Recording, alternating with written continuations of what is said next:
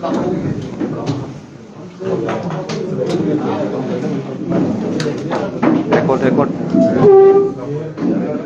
Samne ko to.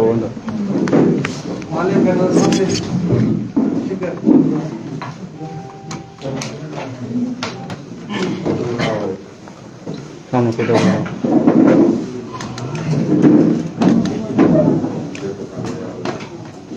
Ya da.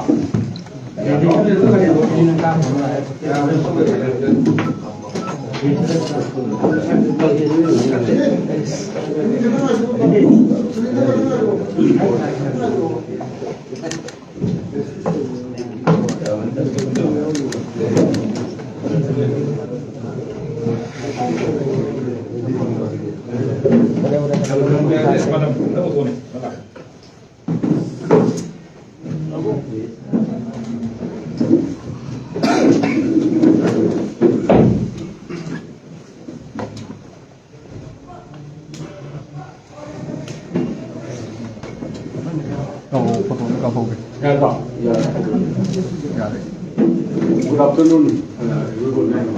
President now saying, working president with me, the colleague, the Megasandra, the General Secretary, MD Amin, Amir, the General Secretary, and the Deputy President Ubiramba, now Altaf, the spokesperson. Nasi press meet tawzari basi koi tangai phadaba maroi na igi personal loi ba haiba tare asiga mari leina na clarification ama vision imudagi kawzabani koi nimi humne sida ai si congress party de ki tokre ate tongan political party singda koi yaurani khodani haina khara press meet khara thorba uba ada masih aina senduk saning di madugumba karimata leite koi ai silame congress member ai karimba party amatansu join tawruba leite akoi chumnagi akoi party manungi oi bai batare akoi party akoi family gumani imung manungni madwai waidu da khara differences khara leiba madwai waidu da gi grievances khara aina koi party gi leaders inda madu ai communicate to sabani aduga maru ina koi election maya su ora aina paisari ba post hai bata vice president administration adigi chairman research department adigi election ga mari leina senba media committee gi chairman adigi koi gi leiba covid ki pandemic ki mari leina senbi sub committee gi chairman jo aina wajaba हाइरब posting सिदगी I पोथाजरगे relief तौबियु हाइदना आइना president ना खागिबो चेन अदुगे still I am a party member primary membership तगदे तोपनते I never left Congress party कोई आईएनसी गे तोकिबदि लेके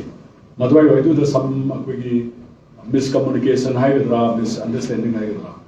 प्रेस की इलेक्ट्रॉनिक मीडिया मदि प्रिंट मीडिया खरदा आईसी कांग्रेस गी तोकरे party the yaw of ya to ya kara speculation to se masi to bidana na ba ai na press ki sile na sin na do ai sin so ni ai go ta tari do luna na we ki KCC ki leadership Sri Bhatte Sarandas adi ki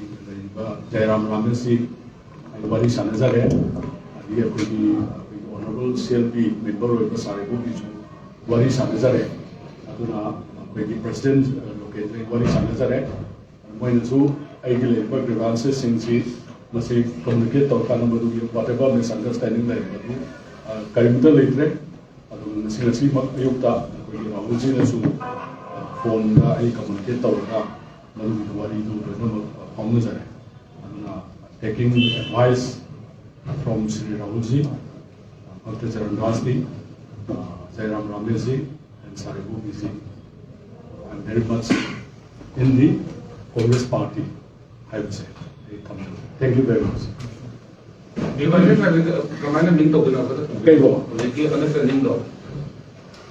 Understanding I would be to the party organization की differences I thought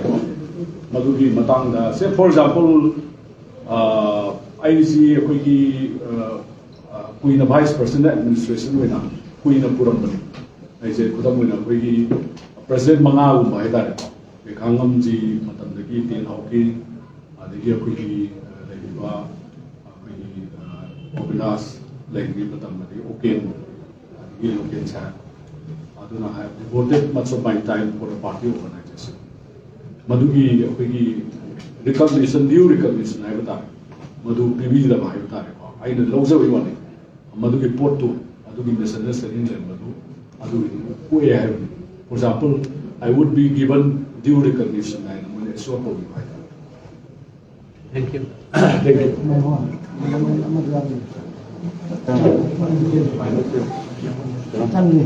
Chăng nhỉ bạn?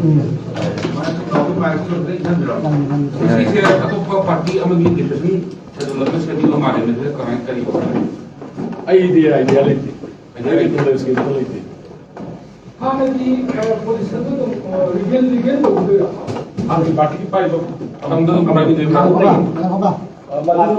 मधुमक्ति हजिक अखोगी president के कईगा हाइना capital Lekhi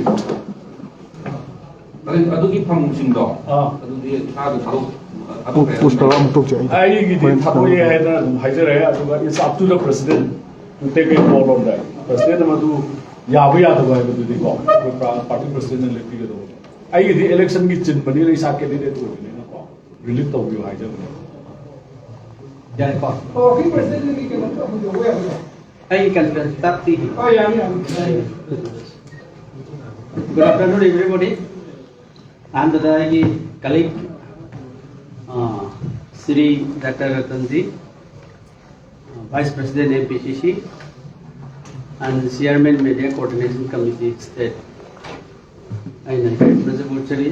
Jonana. I colleague General Secretary Singh. I consider you and press in the media. Nasi Manipur Pradesh Congress Committee na Hana Election Commission of Indiana schedule to giba akoi gi Manipur ki election schedule si phase ani thongna to gibe han da akoi gi February tang 3 adagi amana March ki tang 2 second phase na ngasi Manipur Pradesh Congress Committee na आइबा election commission की schedule तौरिबा मणिपुर की election से मसी first phase की schedule से तांग 27 February मसी Sunday ताई मरमदुना मसी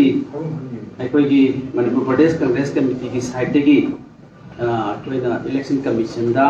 हाइरिबा तांग 29 सिदी क्रिश्चियन सिंगी यामना मरुएबा निमित कोई मरमदुना हाइरिबा निमिदसी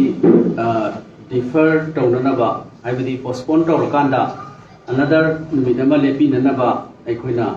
ngasi election commission of India da asi di koina request letter ama adugi sem saduna leire aduga ngasi submit tawgani akoina masi tawjari bige maram di hanasu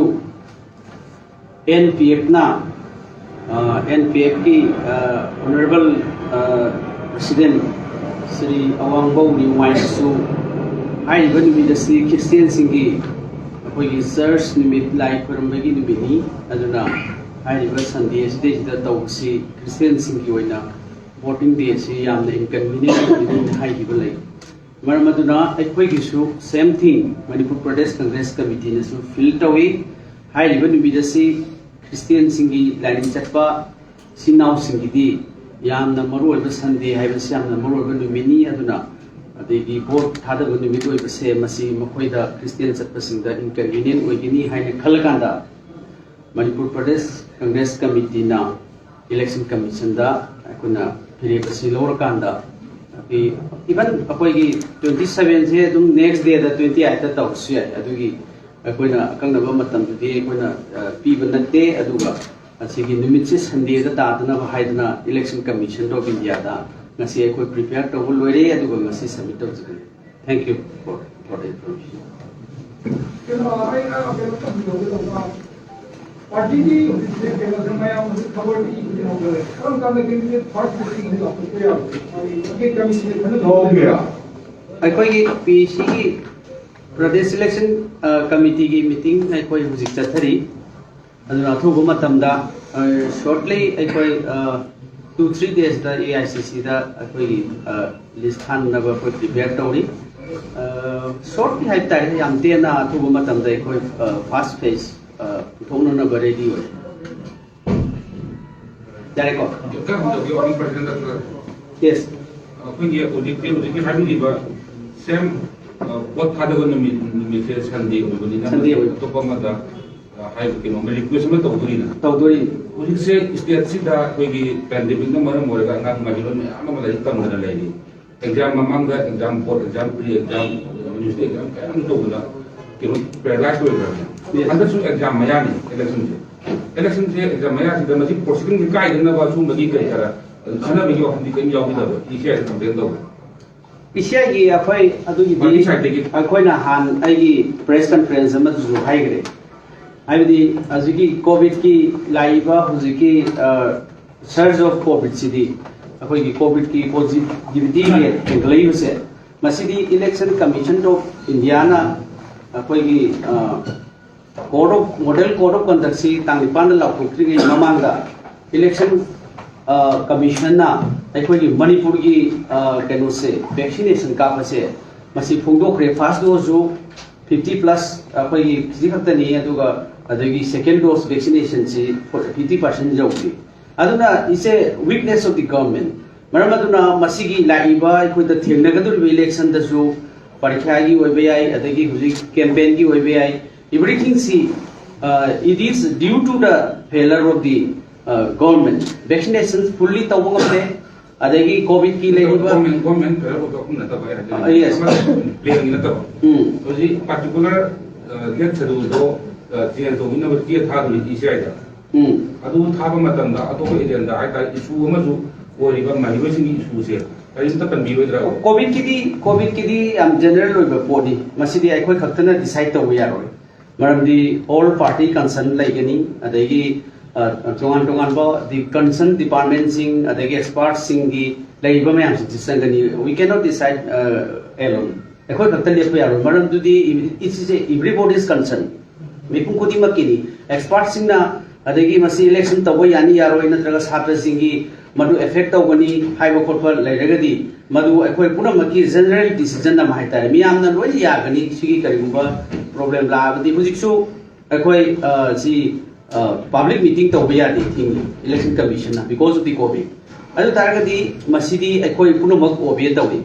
maram di masidi ekhoi gi opposition haiba ruling haiba parties haiba political different political parties haiba lite